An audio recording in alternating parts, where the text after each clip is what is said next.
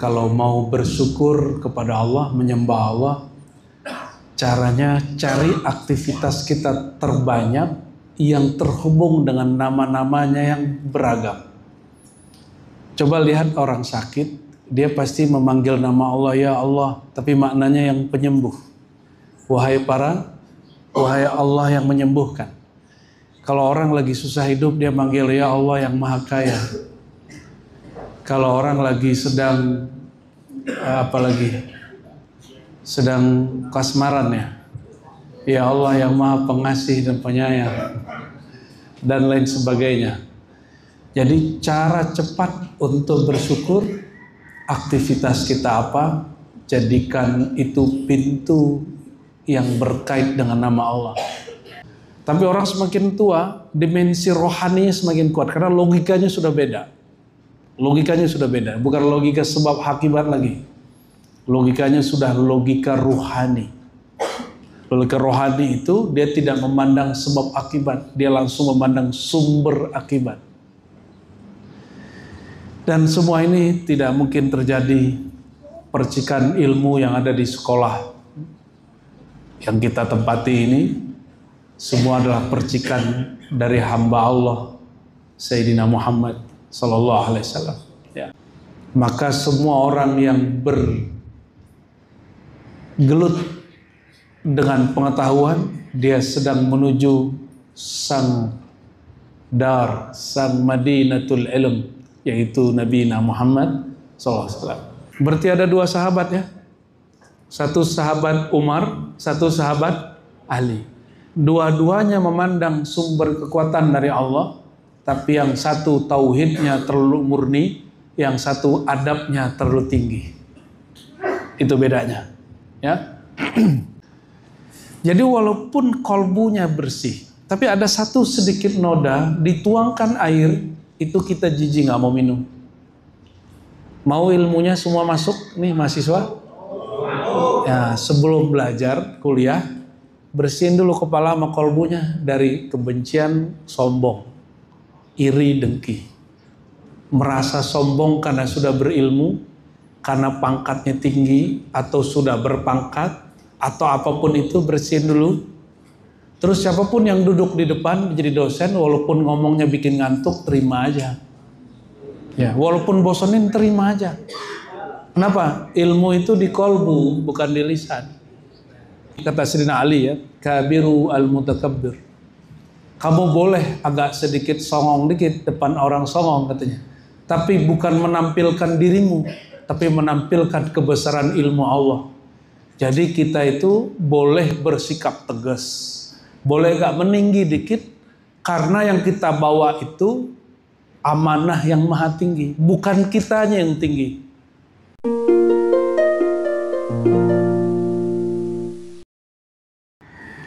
Assalamualaikum warahmatullahi wabarakatuh. Waalaikumsalam warahmatullahi wabarakatuh. Lebih kuat yang ini, ya. Alhamdulillahilladzi syarrafana bil Isra'i wal Mi'raj ala nabiyyina Muhammad sallallahu alaihi wasallam. Asyhadu an la ilaha illallah wa asyhadu anna Muhammadan abduhu wa rasuluh. Allahumma salli ala al-habib al-a'zam al-hijab al-aqrab Sayyidina wa Maulana Muhammad wa ala alihi wa ashabihi ajma'in. Amma ba'du.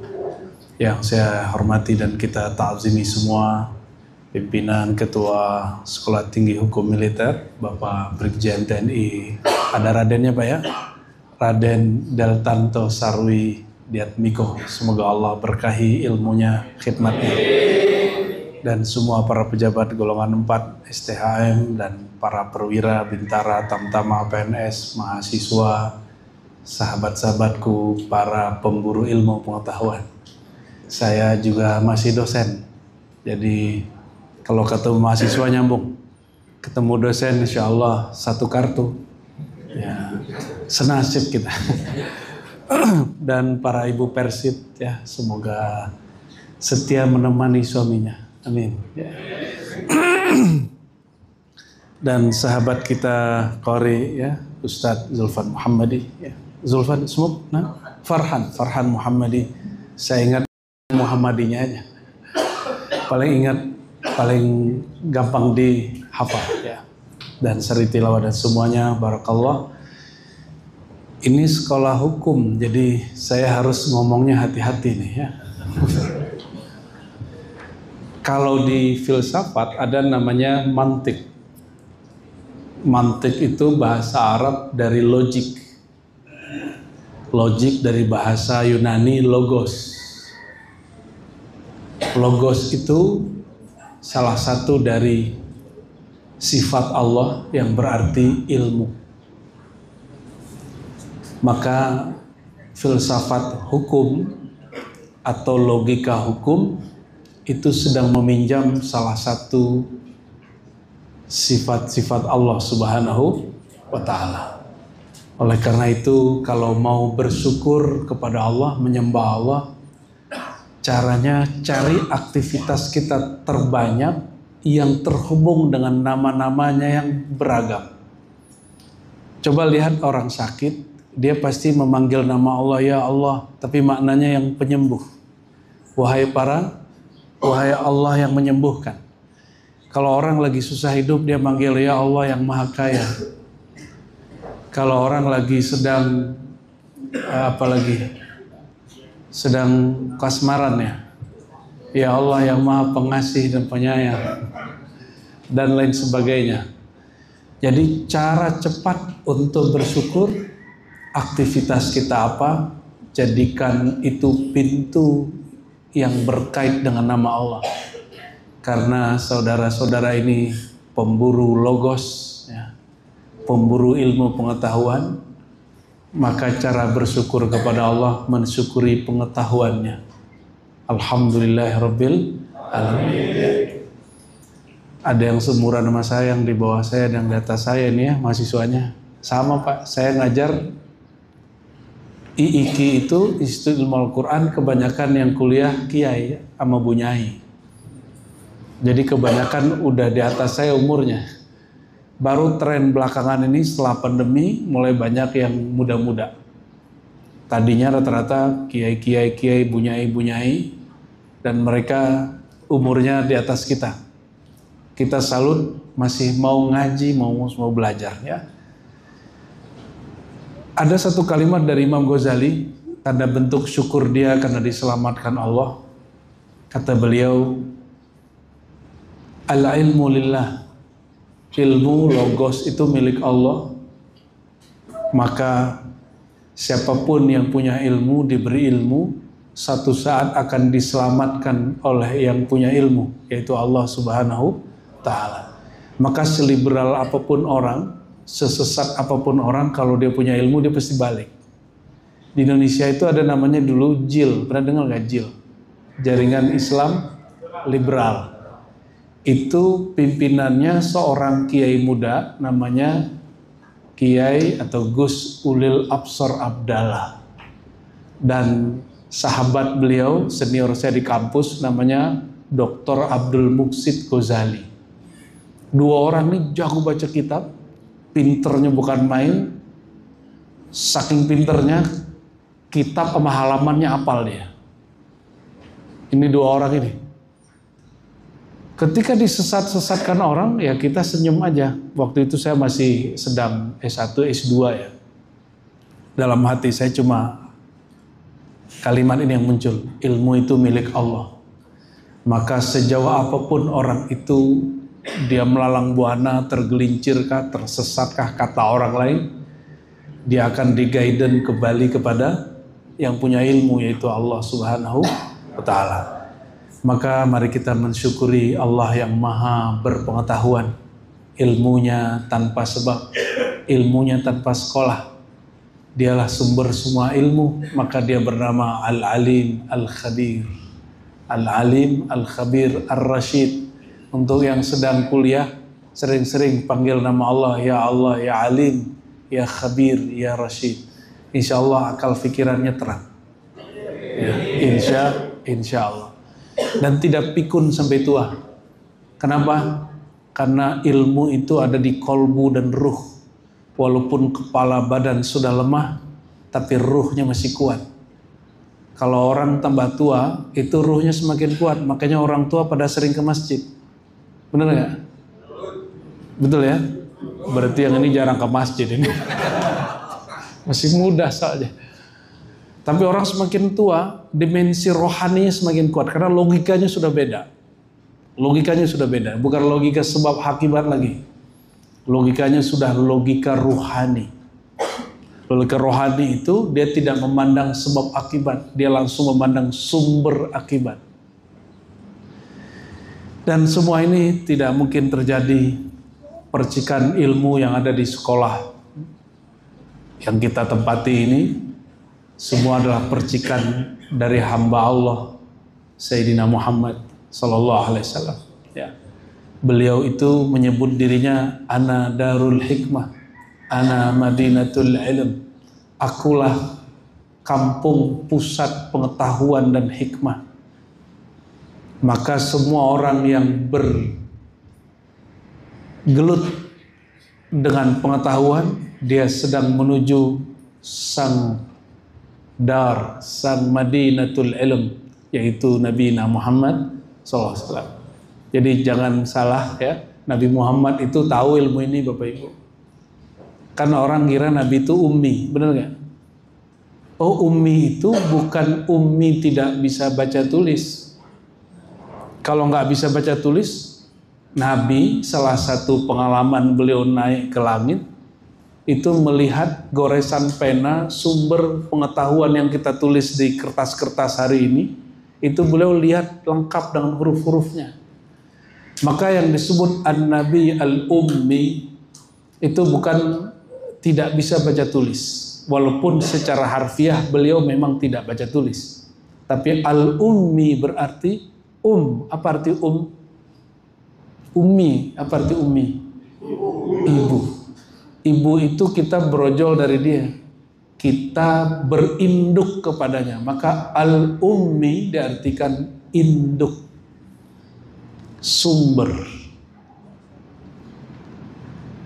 Ini sengaja ya, mukadimahnya dua bab ilmu. Karena ketemu mahasiswa, insya Allah berat-berat juga pasti bisa dianalisa ya. Saya husnuzon baik sangka semuanya cerdas semua. Karena yang diizinkan sekolah itu berarti ada nur, nun wal qalami wa ma yasturun di kepalanya. Ya, makanya diizinkan sekolah. Jadi nggak ada yang kebetulan, nggak ada yang kebetulan. Semua orang yang diizinkan mencicipi nurullah, ilmu Allah, berarti di dalam otaknya, di dalam badannya, di dalam dirinya ada nur ilmu. Ya. Dan semua ini berkat Nabi Muhammad, Madinatul Ilmi, Darul Hikmah, sering-sering sholawat. Ini sholawat untuk penuntut ilmu, Pak. Biar nulis tesis sama apa di sini skripsi ya. Skripsinya lancar. Mau ikutin? Coba ikutin ya. Allahumma ya alim. Salli ala al-muallim. Sayyidina Muhammad. Allahumma ya alim. Salli ala madinatil ilmi. Madinatil ilmi. Wa ala alihi wa sahbihi wa sallim. Kalau diterjemah ya Allah yang maha berpengetahuan. Ya, artinya dalam hati ya. Limpahkanlah rahmatmu, salammu, kesejahteraanmu kepada sumber ilmu pengetahuan, kota ilmu pengetahuan, sang muallim, sang pengajar, sang dosen, Nabi Muhammad sallallahu alaihi wasallam. Dulu ada namanya, masih hidup orangnya, Sami Yusuf. Dia nulis skrip lagu lalu dijadikan nasyid yang lumayan viral di zamannya, judulnya Al-Muallim. Nanti silakan dicari di YouTube ya. Al-Muallim itu adalah nama lain Sayyidina Muhammad sallallahu alaihi wasallam. Apa arti muallim? Sang guru, sang dosen, sang maha berpengetahuan di kalangan makhluk. Ya, kalau begitu Nabi tahu nggak ilmu militer? Tahu. Nabi jangankan sekolah, Nabi itu langsung mimpin perang. Ini udah pernah perang belum? Udah berapa kali? Sering. Perang apa nih? Perang mulut. Nabi itu perangnya sangat banyak sekali dan langsung memimpin. Artinya kalau beliau ini bukan seorang panglima perang, tidak pernah belajar, nggak mungkin bisa memimpin pasukan yang begitu luar biasa. Lalu siapa yang ngajari beliau? Ya, Al-Alim, Allah yang maha tahu. Ya. Yu'allimuka ya, ma lam ta'lam. Dia yang mengajarkan engkau yang engkau tidak tahu. Jadi bedanya ilmu kita dengan ilmu Nabi. Kalau saudara-saudara mahasiswa ini yang ngajar dosennya, kalau Nabi Muhammad SAW yang ngajar Allah Subhanahu wa Ta'ala. Jibril itu murid Nabi.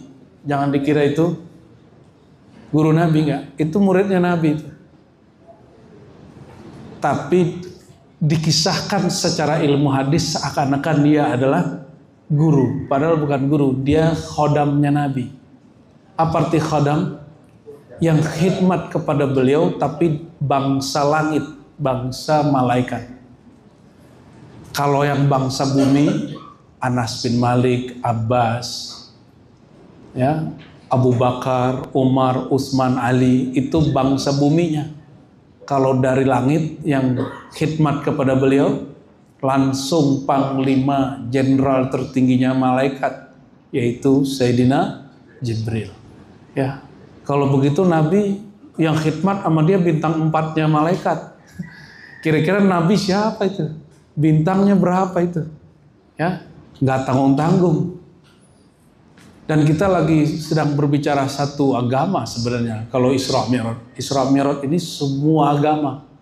Karena semua agama menceritakan ini dengan bahasa mereka. Namun yang paling lengkap kisahnya ada pada Sayyidina Muhammad Sallallahu Alaihi Wasallam. Nabi satu malam ketika beliau hendak dibawa untuk melakukan perjalanan spiritual, proses pertama yang dilaluinya adalah pembersihan kolbu.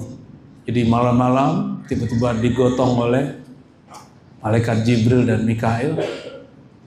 Ada malaikat ketiga, malaikat yang megang ya trompet itu, Israfil. Itu dia lagi istirahat jam itu tuh ya, disuruh turun. Kalau enggak dia megang mulu. Karena Israfil tidak diberitahu kapan kiamat. Maka dia setiap hari, setiap detik moncong dia udah di situ. Ya. Tapi malam itu dia dapat izin untuk ninggalin trompetnya, dia turun bersama 2 malaikat lain. Nah, lagi istirahat deh. Lalu Sayyidina Muhammad SAW digotong ke Ka'bah. Tadinya di Hijr Ismail. Hijr Ismail itu bagian dari Ka'bah yang tidak selesai dibangun. Jadi perlu kita ingat-ingat, Ka'bah itu dibangun oleh Nabi Ibrahim. Berarti 3000 tahun sebelum Masehi barangkali ya. Kalau sekarang berarti sudah 5000-an tahun. Karena sudah tahun 2026. Udah tua sekali itu Ka'bah. Maka Sayyidina Ibrahim ketika membangun ada disuruh oleh Allah untuk berdiri. Berdiri itu di suatu tempat itu disebut makom. Makom bukan kuburan. Berdirilah Sayyidina Ibrahim di situ, bekas telapak kakinya disebut makom Ibrahim. Bukan kuburan Nabi Ibrahim. Dulunya nempel ke Ka'bah. Di bawah Ka'bah itu langsung. Jadi kira-kira di dekat pintu Ka'bah, di sampingnya Hajar Aswad. Kira-kira di situ. Lalu di zaman Sayyidina Umar, karena ada perluasan masjid, dimundurin. Ditaruh tempatnya itu, dipindahin. Dan kemudian di zaman Utsman berkembang lagi, zaman Muawiyah, Abdul Malik berpindah. Sampai hari ini tempatnya udah agak jauh dikit dari Ka'bah, bener nggak? Ya, dulu orang langsung bisa sholat di belakang makam Ibrahim karena sunnahnya sholat di situ. Sekarang udah nggak bisa. Nabi Ibrahim setelah selesai membangun kubus itu, dulu bukan kubus, masih tatakan batu-batu. Tiba-tiba perintah balik. Padahal lagi mau bangun ya Hijr Ismail. Hijr Ismail itu tempatnya Nabi Ismail. Nabi Muhammad lagi tidur-tiduran di situ. Jadi itu tempat mulia karena Nabi pernah tidur di situ. Ya. Saya mau tanya, lebih mulia Ka'bah apa Nabi Muhammad? Beneran. Lebih mulia Ka'bah atau Jibril? Bingung ya? Saya juga bingung. Lebih mulia Nabi Muhammad SAW atau Hajar Aswad? Ya, Hajar Aswad itu mulia karena dicium Nabi Muhammad SAW. Makanya kita kalau ngelewatin itu, semoga nanti pada umroh haji ya, amin. Kita mencium, kalau nggak bisa cium pakai mulut, cium pakai istilam, isyarat, gitu ya. Kenapa dicium? Karena Nabi kita menciumnya. Kata Allah, itu hajar minal jannah. Itu batu dari surga dan ada cap rahasia tangan Allah di situ. Maka disebut yaminullah fil ard. Tangan kanan Allah di bumi. Bukan berarti Allah punya tangan begitu, enggak. Maka kalau orang cium itu nanti dia dapat syafaat. Satu kali Sayyidina Umar, ini sebelum kita masuk ke proses pertama Rasulullah, Sayyidina Umar ngelewatin Hajar Aswad, apa kata dia? Batu hitam gitu. Aswad. Kalau bukanlah sang Nabi pernah menciummu, aku tidak akan cium engkau. Engkau hanya batu. Begitu tauhidnya Sayyidina Umar sangat kuat. Dia bisa membedakan mana yang betul-betul mulia dan mana yang tidak mulia. Berarti Umar faham nggak? Batu itu tidak lebih mulia dari Nabi Muhammad SAW. Tapi kedengaran sama Sayyidina Ali. Sayyidina Umar lanjutin kalamnya.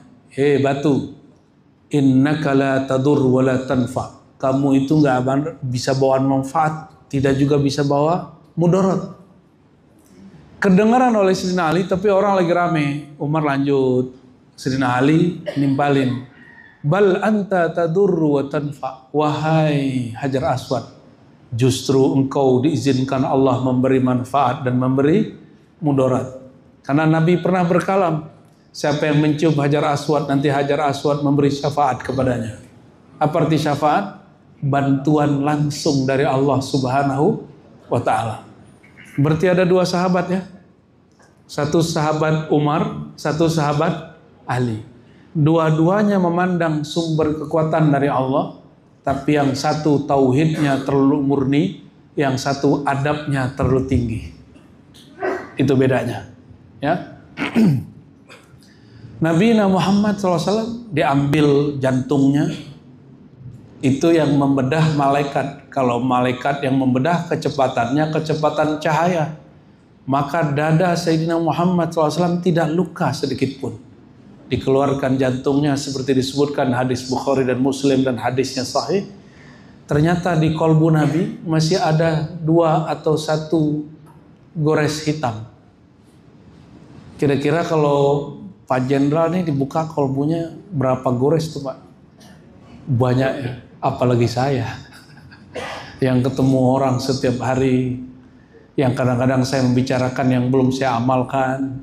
Mungkin hitamnya hati saya lebih banyak dari Pak Jenderal ini. Ya. Jadi kadang-kadang saya setiap hari nangis Bapak Ibu. Karena saya menceramahkan sesuatu yang terlalu ideal, yaitu Sayyidina Muhammad SAW. Tapi batin saya sebenarnya belum seideal itu. Ya, semoga Allah mengampuni saya dan kita semua. Itu kolbu dibersihkan. Bayangkan kolbu Nabi Muhammad SAW masih dibersihkan. Kenapa? Bayangkan di sini ada 1 lalat, terus tuangin air. Berani minum nggak Bu? Berani minum? Nggak berani. Sama, saya juga nggak berani. Jadi walaupun kolbunya bersih, tapi ada 1 sedikit noda, dituangkan air, itu kita jijik nggak mau minum. Mau ilmunya semua masuk nih mahasiswa? Ya, sebelum belajar kuliah, bersihin dulu kepala sama kolbunya dari kebencian, sombong, iri, dengki. Merasa sombong karena sudah berilmu, karena pangkatnya tinggi atau sudah berpangkat atau apapun itu, bersihin dulu. Terus siapapun yang duduk di depan jadi dosen, walaupun ngomongnya bikin ngantuk, terima aja. Ya, walaupun bosenin, terima aja. Kenapa? Ilmu itu di kolbu, bukan di lisan. Nanti ilmunya masuk itu. Ilmu itu bukan tulisan, bukan buku lembaran. Ilmu itu paham yang masuk ke dalam kolbu. Itu yang saya lakukan bertahun-tahun. Karena dari S1, saya kalau mau sombong-sombongan gitu bisa sombong, tapi takut juga karena ilmunya dari Allah. Jadi pernah dulu waktu S1, saya diejek sama dosen saya. Tapi sekarang kita jadi akrab kalau ketemu. Ya, alhamdulillah semester 1 sampai semester 8 saya nggak pernah mau membaca buku bahasa Indonesia kecuali nggak ada lagi bahasa Arab dan Inggrisnya. Itu 4 tahun berturut-turut. 2000 berapa itu ya? 2006 saya semester mungkin pertengahan lah itu. Udah mulai boleh mengajukan skripsi. Pas saya ajukan skripsi, saya nulis satu tokoh hebat di Timur Tengah sana yang berasal dari Andalus, namanya Al-Imam Ibnu Arabi. Ibnu Arabi ini kalau search ya, ini imam yang syairnya paling bagus dan ilmu ma'rifatnya paling luas. Judul kitab dia namanya Al-Futuhat Al-Makkiyah, 9 jilid. Saya nukil di dalam proposal. Lalu ketika diajukan, apa kata dosen? Kau ini cuma baca terjemahan, belagu lagi nulis Arabnya. Tulislah terjemahan siapa gitu. Saya digituin nama dosen. Tapi saya hari-hari di tas. Biasanya kalau bawa tas pasti ada kitab itu. Saya bilangin, tunggu Pak, keluarin kitab dulu. Saya tunjukin, ini Pak kitabnya. Bapaknya jurusan umum tapi ngajar di kampus Islam. Ngeliat kitabnya langsung matanya agak, gak enak juga ya. Ya, karena jangankan dia, profesor aja cuma 1-2 yang baca kitab itu. Dan saya sudah khatam 9 jilid, umur saya masih 20 tahun. Sombongnya hebat kan? Ya, kalau mau sombong-sombongan, karena kita dihina, ya. Kata Nabi, kata Sayyidina Ali ya, kabiru al-mutakabbir. Kamu boleh agak sedikit songong dikit depan orang songong katanya. Tapi bukan menampilkan dirimu, tapi menampilkan kebesaran ilmu Allah. Jadi kita itu boleh bersikap tegas, boleh gak meninggi dikit, karena yang kita bawa itu amanah yang maha tinggi, bukan kitanya yang tinggi. Di situ boleh, itu namanya PD, percaya diri. Saya yakin saudara-saudara mahasiswa ini Allah pilih untuk belajar hukum. Hukum itu salah satu cara Allah bercakap-cakap, berkalam-kalam ke muka bumi untuk menyelesaikan hukum manusia, khususnya di kalangan militer. Itu boleh sesekali ngomong begini, ya. Saya ini tamatan sekolah hukum, gitu. Boleh ngomong gitu. Saya baca sekian buku, sesekali boleh ngomong gitu. Tapi bukan dalam rangka menampilkan kehebatan diri, tapi sedang menunjukkan amanah yang ada di dalam diri. Sejak detik itu sampai hari ini, itu dosen baik sama saya. Ya, nilai saya langsung A, Pak. Bahkan ada nilai belum keluar ditanya, nilai kamu dulu berapa? Datanya hilang nih, A, dikasih A langsung. Jadi baik sama kita. Ya, cukup dengan cara begitu. Bapak saudara yang melainkan Allah, Nabi SAW sebelum diperjalankan itu dibersihkan dulu. Hidup kita ini kan perjalanan, benar nggak? Maka sebelum keluar rumah bersihkan kolbunya dulu. Bapak Ibu ini kalau mau masuk rumah juga bersihin juga hatinya dulu. Lalu setelah dibersihkan baru dituang ilmunya. Maka disebutkan dalam riwayat Bukhari dan Muslim, maka dituanglah ke dalam kolbu Nabi nur ilmu dan nur hikmah. Jadi ada dua yang dituang. Apa yang dituang? Ilmu dan hikmah. Apa perbedaan ilmu dan hikmah? Ilmu itu sifat Allah, nur Allah. Kalau hikmah itu ketepatan yang Allah berikan di kolbu, dia berkaitan dengan logika. Maka nanti ada lawyer gitu nggak Pak dari sini? Ya, orang yang bisa berargumentasi kuat berarti diberikan hikmah yang kuat.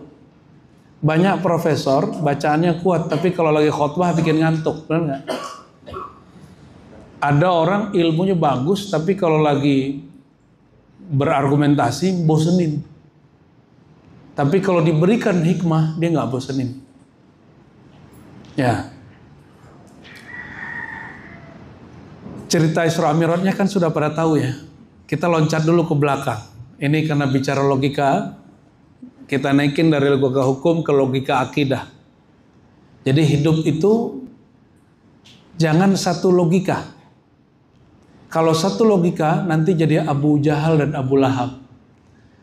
Setelah Nabi pulang pagi, nah ini pendek cerita sudah pulang pagi. Biar nanti ceritanya kita maju mundur. Kayak film yang latar belakangnya maju mundur. Sayyidina Muhammad SAW duduk merenung di salah satu pojok kota Mekah. Tiba-tiba disamperin sama Abu Jahal. Kata Abu Jahal, Muhammad, ada apa engkau? Kok diam-diam bengong begitu? Jangan-jangan ada kabar langit nih. Bolehlah kau cerita. Akhirnya Nabi dengan polos cerita, karena ini masih keluarganya.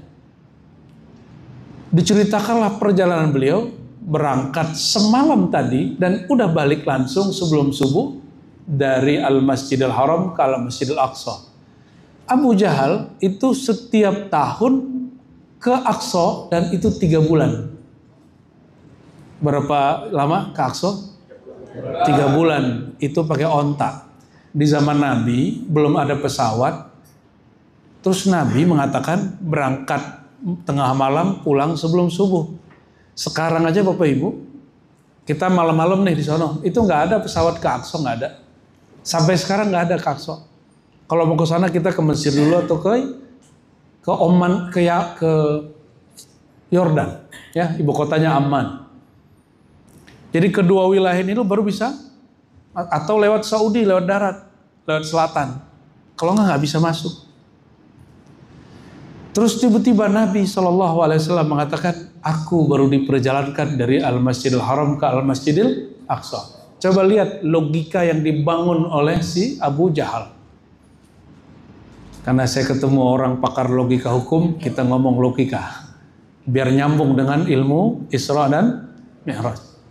Kata Abu Jahal nih, Muhammad, bolehkah ceritamu ini kita persaksikan ke seluruh penduduk Mekah? Nabi Muhammad berbaik sangka mengatakan, oh silakan. Maka dikumpulkanlah semua orang.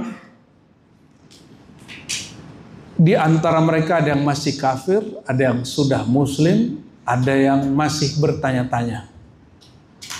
Lalu disuruh, Muhammad ceritalah. Maka berceritalah beliau bahwa malam tadi dadaku dibersihkan, aku diperjalankan, aku diberi kendaraan namanya buruk. Buruk ini kecepatannya seperti kilat.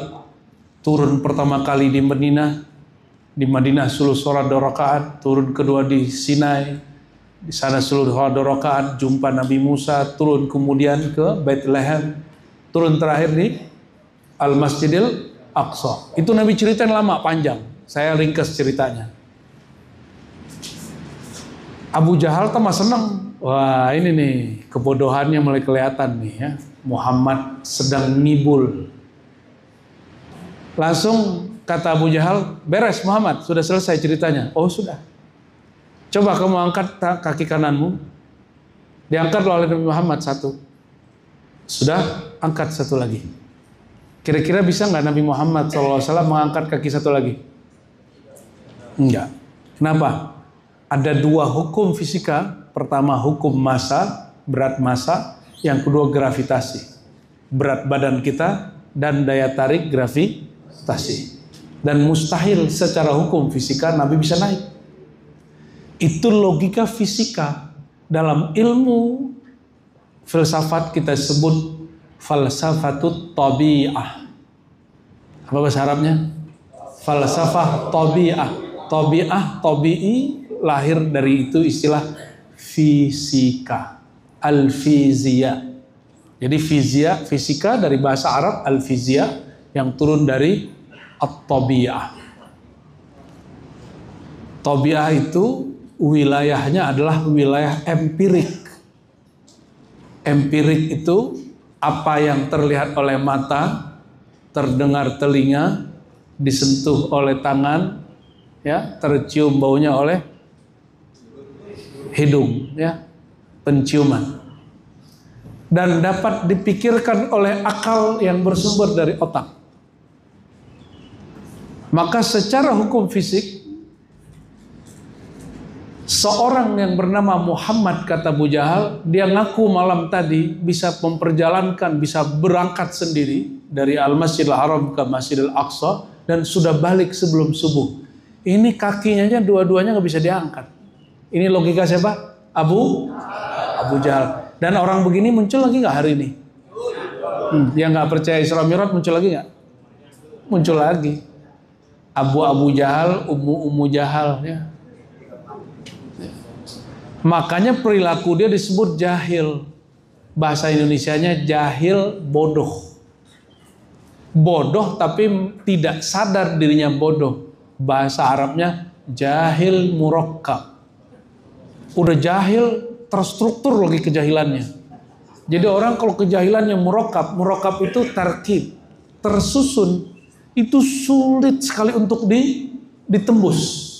Sistematis gitu ya. Biasanya yang terstruktur itu ilmu, ini yang kebodohannya yang terstruktur. Ini mengerikan.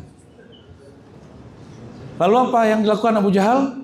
Nah, masuk jurus ketiga. Tadi jurus pertama bertanya, jurus kedua ngumpulin orang, jurus ketiga mempermalukan beliau.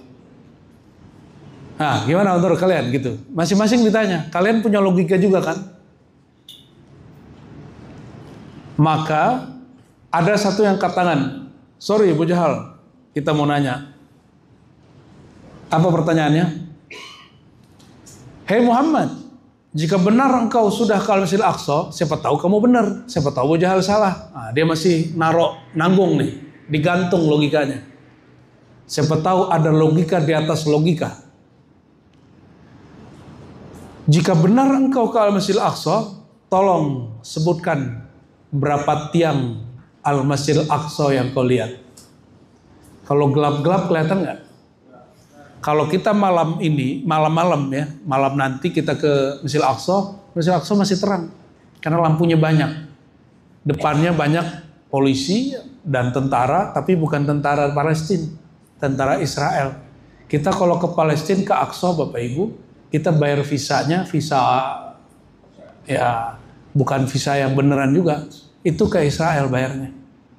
Jadi kalau kasih bantuan ke sana, sulitnya bukan main. Sulit sekali. Nabi Muhammad SAW ketika mengingat-ingat, kan gak sempat juga mengingat berapa tiang. Coba yang tinggal di Jakarta, berapa tiang Masjid Istiqlal? Ada yang tahu gak? Ada yang tahu? Saya ngajar 2 kali seminggu, gak ingat ya. Karena gak sempat ngitung juga. Kira-kira Sayyidina Muhammad SAW secara manusiawi bisa lihat gak? Gak. Coba perhatikan ya, ini agak mulai berat ini logikanya. Tadi malam Sayyidina Muhammad SAW diperjalankan ke Aqsa. Sebelum Nabi Muhammad ada Nabi Sulaiman, dia punya asisten, punya murid namanya Asif bin Barkhia. Ketika jin Ifrit menawarkan Ratu Bilqis punya istana dipindahkan sehari semalam, kata Nabi Sulaiman apa? Kelamaan. Betul nggak? Ada yang lebih cepat nggak? Ada, kata Asif. Apa kata Asif? Disebutkan di Quran, orang yang diberikan ilmu dari Alkitab. Betul Ustaz ya kalimatnya? Walhasil, Tidak sampai mata ini ditutup lalu dibuka, itu istana sudah pindah. Kira-kira lebih sakti Asif atau Sulaiman? Nabi Sulaiman. Lebih sakti Nabi Sulaiman, lebih mukjizatnya hebat Nabi Sulaiman atau Nabi Muhammad penutup para nabi? Jadi kalau mindahin istana bagi Nabi Muhammad kurang keren. Istananya yang pindah, itu baru keren. Datang ke beliau, gak perlu pakai orang. Di saat beliau ditanya berapa jumlah tiang Al-Masjidil Aqsa, itu malaikat diperintahkan Allah untuk membawa Al-Masjidil Aqsa ke Nabi Muhammad SAW, tapi dilihatnya secara kasat batin. Nah, beliau hitung 1, 2, 3, 4, sampai semuanya dihitung dan semua pekarangannya Nabi ceritakan. Bengonglah yang nanya, logikanya mulai, oh bener juga nih, gitu. Tapi pas lihat kaki nggak bisa naik, bingung lagi dia. Bertabrakan logika empiriknya dengan logika akalnya. Akalnya nanya, terjawab. Tapi pandangan matanya melihat, tidak terjawab. Sering kejadian gitu nggak? Dompet mau habis, tahu-tahu rezeki ada aja. Secara kasat mata, udah nggak mungkin. Tapi secara kasat batin, Allah mungkinkan. Dikirim oleh Allah, itu Al-Masjidil Aqsa sekali ke Nabi terus dibalikin lagi. Dihitung 1, 2, 3, 4, 5 dan semua perkarangannya detail jelas. Abu Jahal ngerti? Ngerti. Tapi batin dia sudah tertutup. Kenapa? Karena jahilnya terstruktur. Jahil murakkab, sistematis. Ya, sudah sulit diapa-apain. Kalau bahasa Arabnya khatamallahu ala qulubihim, qalbunya sudah dikhatam, udah dikunci mati. Ada lagi yang nanya, kata Abu Jahal. Ada, kata satu orang. Ya, satu orang ini nanya macam-macam lagi. Ya, lalu Nabi bilang, ya, pertanyaannya tentang masalah perjalanan.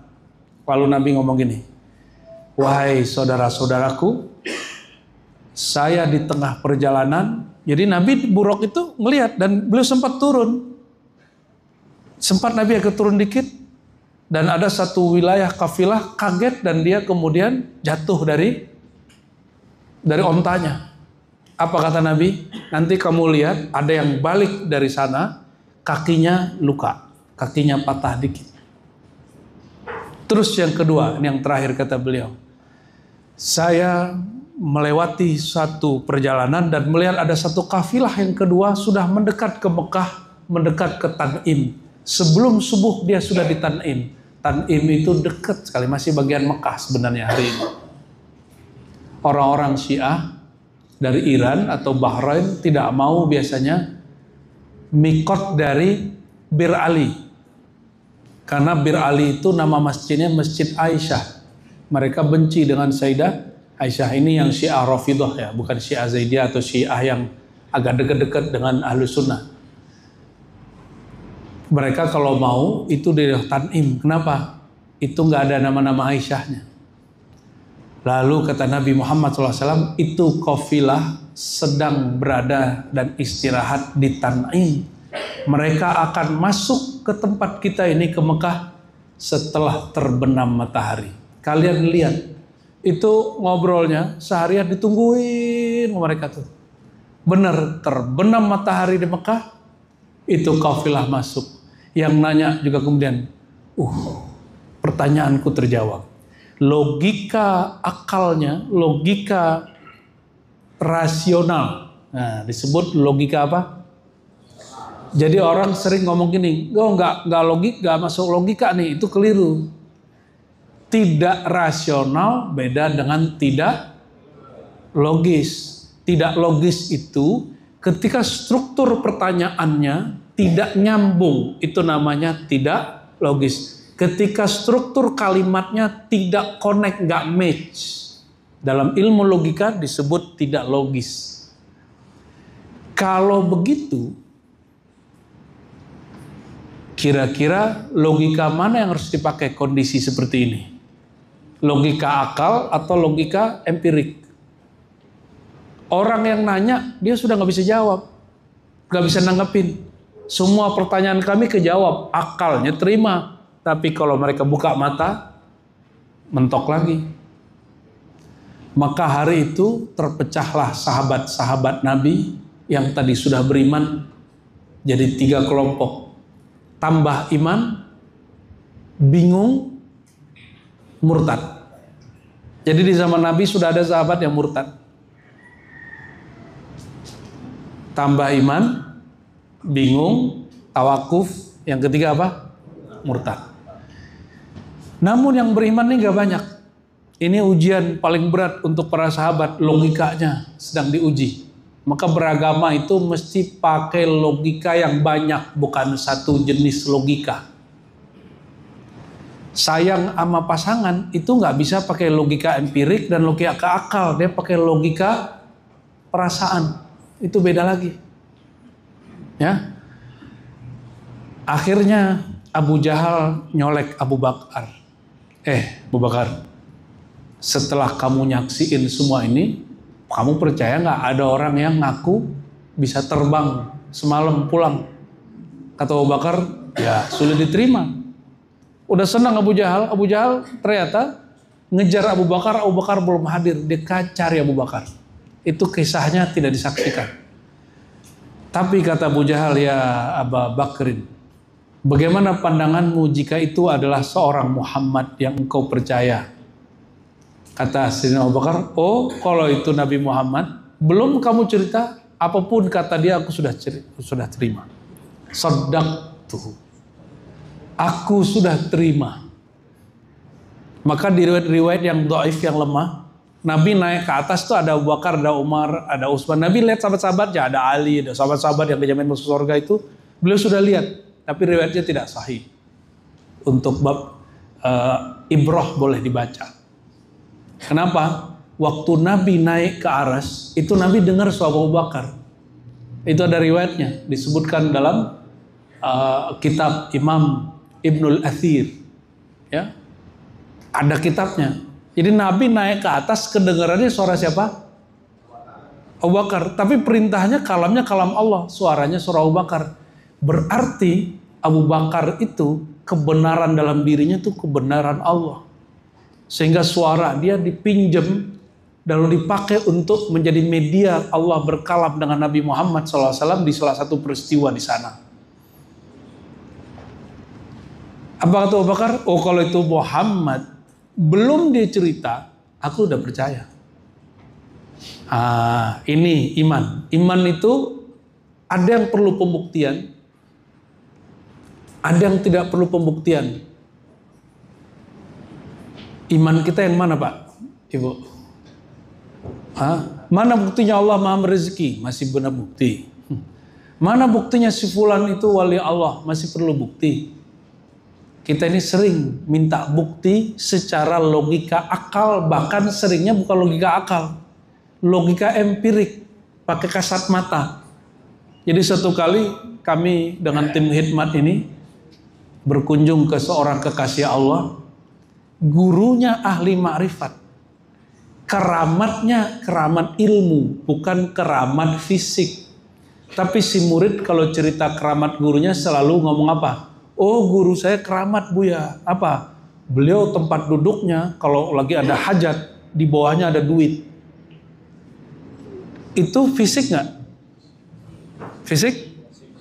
Itu orang gampang ditipu kalau nanti Dajjal keluar. Dajjal turun ditipu. Kenapa? Nanti Dajjal buat keajaiban-keajaiban, dikira itu Nabi Isa. Jadi jangan percaya sama keajaiban. Percayanya harus naik level akal. Karena iman itu pertanyaan akliyah. Maka la dina liman la aqlalahu, itu kaidahnya. Tidaklah orang sah beragama kalau nggak pakai akal. Jadi agama kita ini bukan agama taklid, ngikut-ngikut aja. Agama kita dibolehkan bertanya apa aja di sini. Apa aja yang nyangkut tanyain. Yang penting nanyanya ke orang yang tepat. Masih ingat ada artis pulang umroh terus murtad. Ya, aktor. Cuma karena dia nggak bisa cium Hajar Aswad. Emang siapa nyuruhnya nyium Hajar Aswad? Siapa yang nyuruh cium Hajar Aswad? Apakah salah satu prosesi umroh itu harus Hajar Aswad? Kan nggak ada rukunnya. Hajar Aswad itu cuma bonus-bonus. Masa dia ketipu sama bonus? Masa dia sedih sama bonus nggak didapat? Itu kan alasan, jangan-jangan dia sebenarnya udah pengen murtad. Ya, udah pengen murtad sebelum umroh. Cuma cari alasan, tapi nggak logis. Pengen agak intelek dikit, tapi kok nggak connect gitu. Ya, kita sebut bodoh takut kasihan ya. Ya, kasihan kita. Nabi Muhammad itu bukan orang bodoh. Kota ilmu beliau. Maka apapun pengetahuan bisa dibicarakan oleh beliau. Sallallahu alaihi wasallam. Ini kita belum kisah yang detail-detail nih Pak. Ini karena saya berhadapan sama mahasiswa dan Pak dosen, jadi coba cari yang kira-kira bisa serius ini. Bisa ngikutin ya? Lanjut nih. Allahumma sholli ala Muhammad. Abu Bakar itu dia percaya seseorang itu nabi karena sosoknya, bukan karena tetek benyek sekalian sekitarnya. Beda dengan Arab Badui. Arab Badui itu percaya Nabi Muhammad, buktinya nggak nyambung. Coba, jadi ada 3 jenis Arab Badui. Salah satunya apa? Datang Arab Badui ke Nabi. Itu masjid sebelum pulang dikasih dulu bensinnya, disiram di situ. Itu masjid Nabi sebelum dia pulang, orang Arab Badui ini dia lihat tembok kayak sopir angkot zaman bahla, lihat tembok langsung pengen nembak. Dia buang air di situ. Ini satu tipe Badui ingin ngecek Nabi Muhammad. Muhammad itu santun apa enggak? Di saat para sahabat lihat orang buang air kecil di masjid, sahabat ngamuk nggak? Ngamuk. Coba Pak Jenderal diganggu orang, pasti ini anggotanya marah duluan. Pak Jenderalnya santai aja. Ya enggak? Yang marah duluan yang khidmat, orang sekitarnya, sahabat-sahabatnya. Enggak tega orang yang dihormati dihina.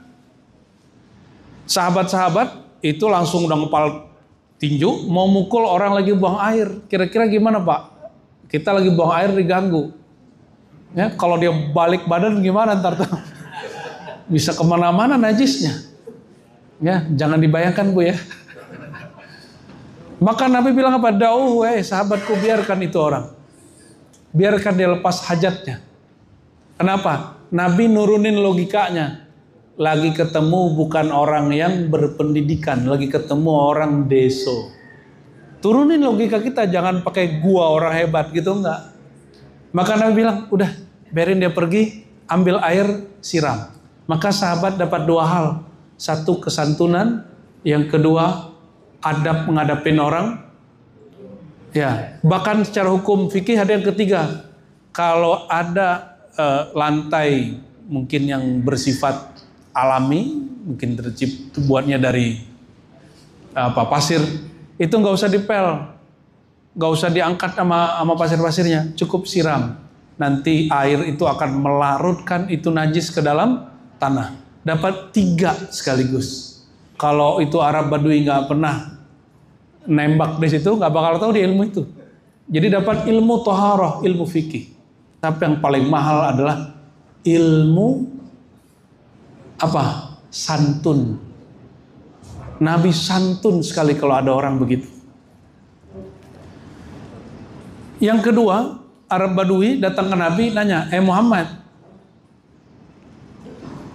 kamu bisa nggak begini begitu gitu. Salah satu permintaan dia adalah manggil pohon kurma biar datang ke Nabi.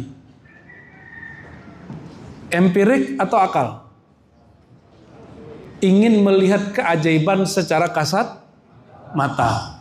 Saya berbaik sangka yang hadir ini kecerdasannya bukan empirik lagi, tapi logikanya sudah logika rasio. Maka Nabi panggillah itu pohon. Akhirnya si Arab Badui karena melihat pohon gak punya kaki bisa jalan, mengatakan aku bersaksi engkau Rasulullah. Abu Bakar nggak begitu logikanya. Abu Bakar percaya Nabi Muhammad SAW karena dalam dirinya ada ilmu. Dalam dirinya ada ma'rifatullah, yang ma'rifat itu nggak bisa ditemukan kecuali pada diri Rasulullah SAW. Kayak gitu. Abu Bakar itu permanen. Jadi mau orang apapun, cara orang mematahkan Nabi Muhammad, beliau nggak percaya. Dituduh penyihir, apa segala macam, Abu Bakar nggak percaya. Dia bukan penyihir. Dia orang paling ilmiah yang aku tahu. Dia orang paling cerdas yang aku tahu. Maka Nabi kan melarang datang ke dukun. Orang Mekah suka datang ke dukun. Nabi ngelarang ke dukun. Itu lagi, bayangin, semua orang kampung hobi ke dukun, Nabi lawan. Itu kecerdasan apa yang ada pada beliau? Kecerdasan akal.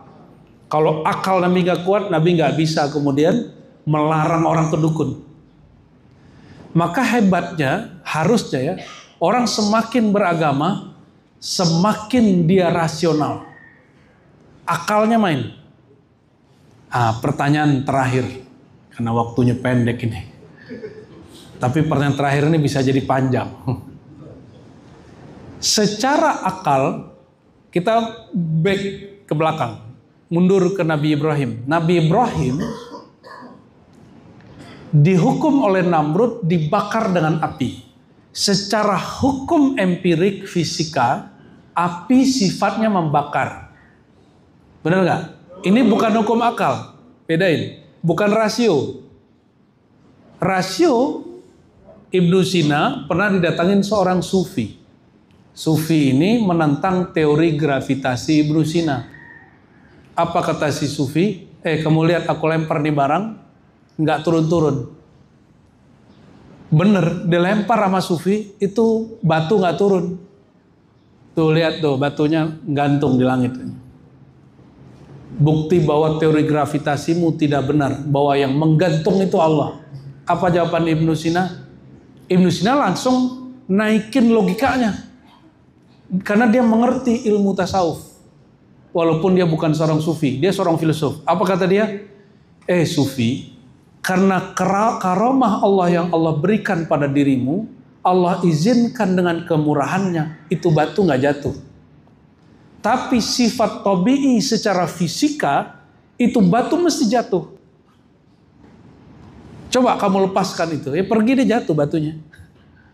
Jadi karena Allah menghormati siapa? Memuliakan si sufi. Logika, jadi Ibnu Sina masuk ke logika para sufi. Bahwa secara rohani, ada yang bergerak bukan secara fisika, bukan juga secara logika akal, tapi bergerak secara keyakinan. Keyakinan itu ada di kolbu, ya tembus kepada ruh, kekuatan ruhnya yang kuat. Kekuatan zikir dia yang bisa nahan itu batu. Tapi kata Ibnu Sina, kamu benar, tapi batu itu jatuh kalau kamu pergi juga benar.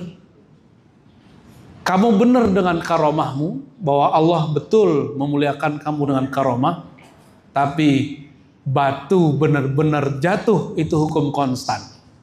Bagi dia gitu. Itu logikanya banyak.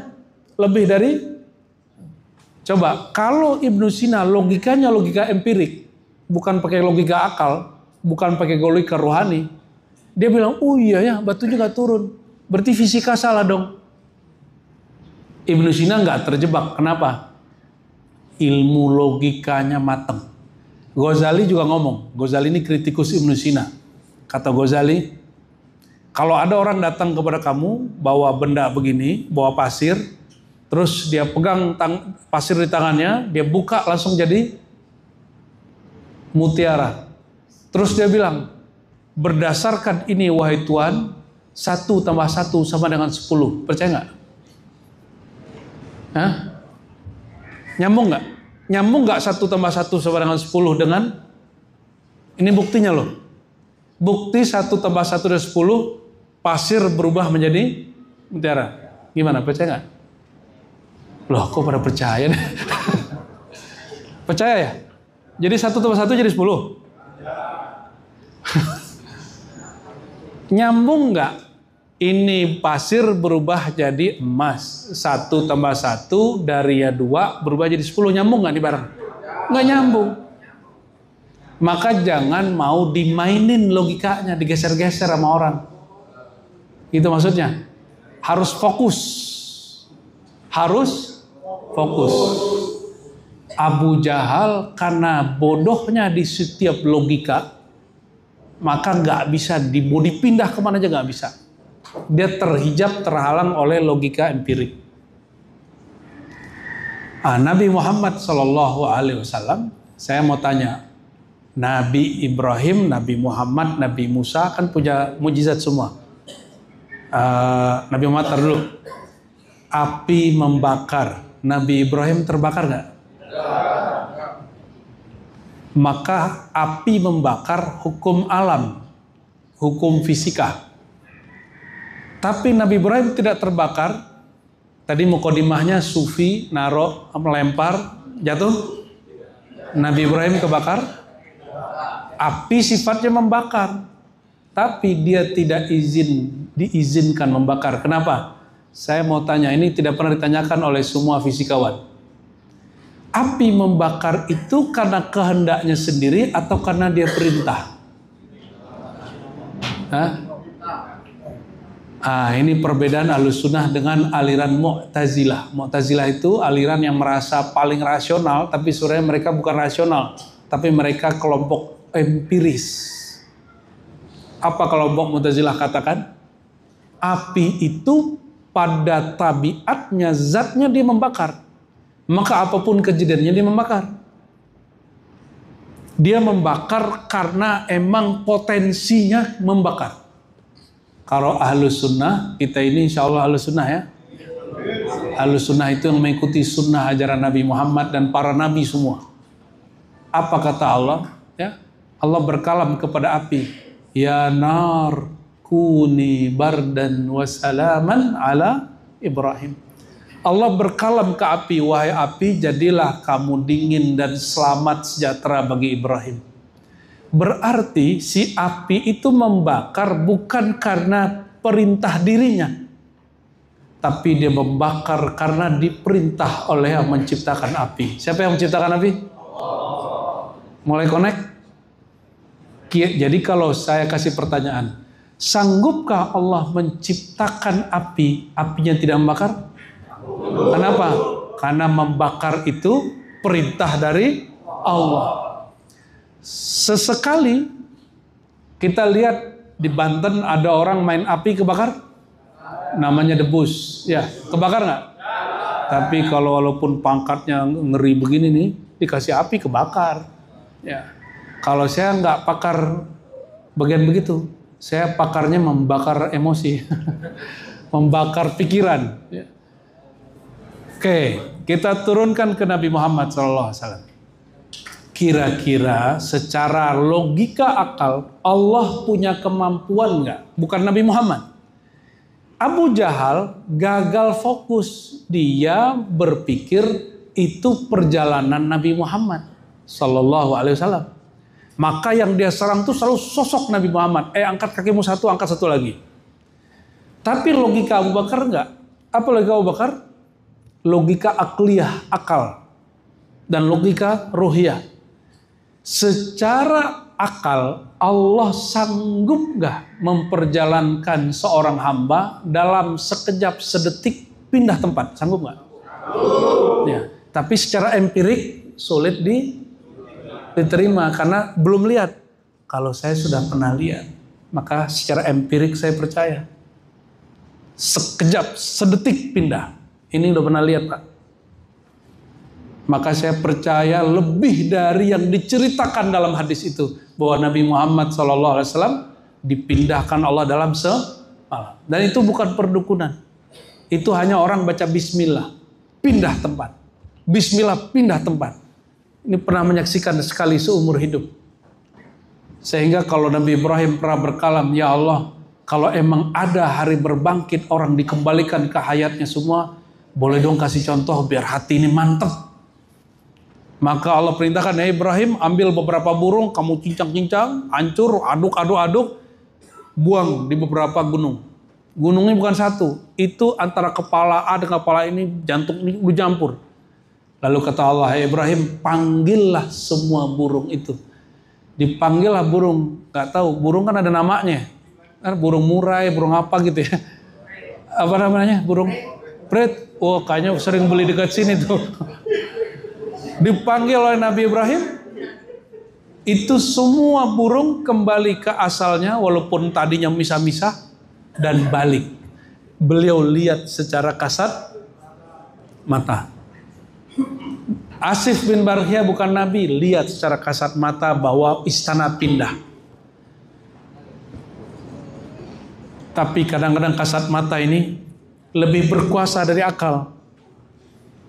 Akhirnya orang-orang kayak Arab Badui ya, banyak Arab Badui nggak percaya sama Nabi. Maka di Quran dikatakan, cukup kamu katakan kami Islam tapi belum iman. Maksud saya kasih pertanyaan ini Bapak Ibu ya, wabil khusus kepada para mahasiswa ya.